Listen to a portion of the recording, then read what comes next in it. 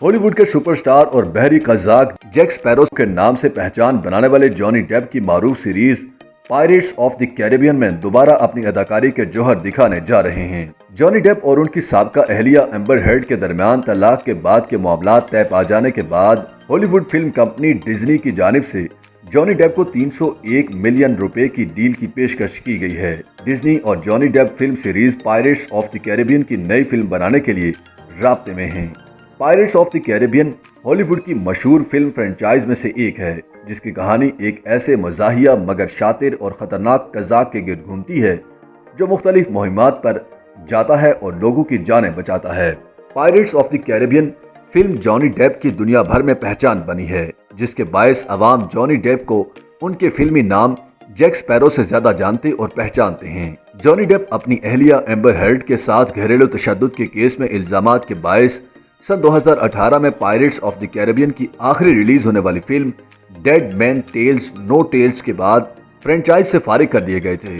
सन 2009 में film the rim diary के set से शुरू होने वाली इस मोहब्बत के बाद जॉनी डेप और एम्बर हर्ड 2015 में शादी के बंधन में बंध गए थे, जिसके बाद 2016 में एम्बर हर्ड ने जॉनी डेप पर घरेलू तशद्दुद के इल्जामात लगाकर तलाक लेने का फैसला किया।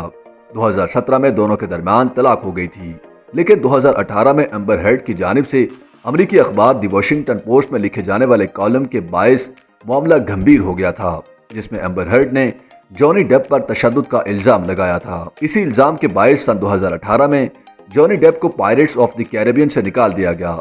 2019 में जॉनी डेप की जानिब से हट जाने का दावा किया गया तो 2020 में एम्बर हर्ड की ऑडियो कॉल का मामला ज़ेर बहस रहा।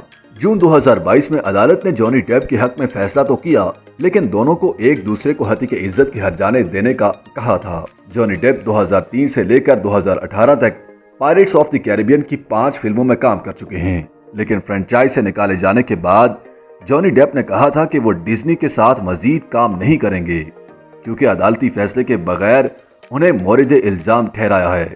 जॉनी डेप और डिज्नी के दरमियान होने वाले राब्तों पर समाजी राब्तों की वेबसाइट ट्विटर पर सारिफीन के दिलचस्प तबसरे देखने में आ रहे हैं। गरिश जौहर नामी एक सारिफ ने अपने ट्वीट में लिखा कि डिज्नी ने जॉनी डेप के pirates of the Caribbean franchise में वापस आने के लिए मुआफी नामे के तौर पर जॉनी डेप को 301 मिलियन रुपए की पेशकश की है।